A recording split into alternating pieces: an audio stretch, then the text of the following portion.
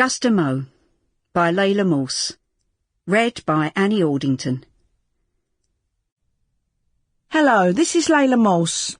I hope you will enjoy my autobiography. It's called Just a Mo. I'm not all that good at reading out aloud, so someone will be doing it for me.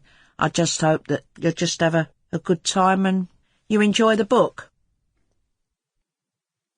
To Gary, Mum, Jackie, Tracy and Jerry. Prologue. Famous? Me?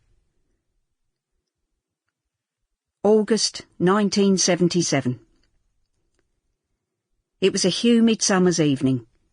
I was unwinding at home after a long hot day of making deliveries in me van, when my boyfriend George turned up. The kids were at me mum's. "Got anything planned?" George asked. "Nothing much," I said. "I've got to pick up some keys from Jazz in Woolwich," he said. "Fancy coming along?" It wasn't much of an offer, but I'd go anywhere with George, even if it was only to his business partner's house in Woolwich and back again. I was mad about him. Half an hour later we arrived at Jazz's house. "My cousin's here from India," Jazz said, introducing us. "He can tell fortunes. He reads palms." "Go on then, tell my fortune," I said, holding out my hand to him. "Don't say a tall, dark, handsome stranger's about to come into me life, because that's already happened." I gave George a wink. Jazz's cousin studied my palm with interest. "Oh my God," he said. "You're going to be famous one day." "What?" I said, frowning. He nodded vigorously. "Yeah, I can see it as plain as daylight. Everybody's going to know who you are." Well, you never know, I thought. My younger brother Gary was at drama school. Perhaps when he graduated, he'd work with a load of well-known actors.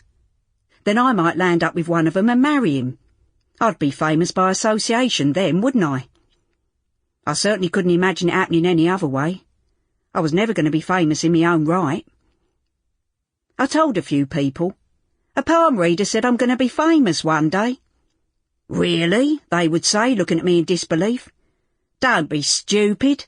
How could you end up famous?" Not one person took it seriously, not even to humour me. It wasn't even a long shot. I was a nobody, and I would always be a nobody. They're right, I thought. It's never going to happen. How could someone like me become famous? Chapter 1. Little Terror. Taking a deep breath, I knocked at the door of 16 Hatcham Park Road. Then I ran back outside the gate, closed it and waited. The door of the terraced house opened. A little man appeared. He was wearing a dark suit, a black waistcoat and a false collar. A tremor of fear went through me.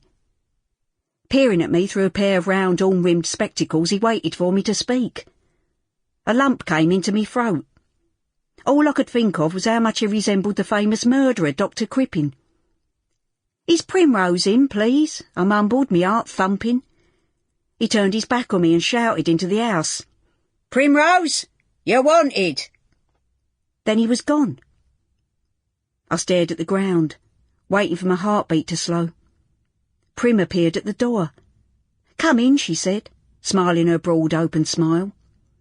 "No, you're dead," I whispered. "Come on," she said, turning to walk down the hall. I stepped gingerly into the house, secretly glad that she'd insisted. I preferred it when her dad wasn't there, but I still loved going to Prim's house. Although it was only 3 doors down from where we lived, it was like stepping into a different world. A clock started cuckooing as I walked along the passage after Prim. Then another clock began to cuckoo, and another. Prim's dad was always fiddling about with his collection of cuckoo clocks, which all seemed to have different chimes and be set at different times. He also kept canaries in cages, and the sound of the cuckooing clocks would set the canaries off chirruping and chirping. Next, the family parrot, Grumpy, would join in, screaming and squawking, if he hadn't escaped that day. If he had escaped, he would often as not be sitting at the top of the tallest tree in their garden, waiting to be coaxed down. Sample complete. Ready to continue?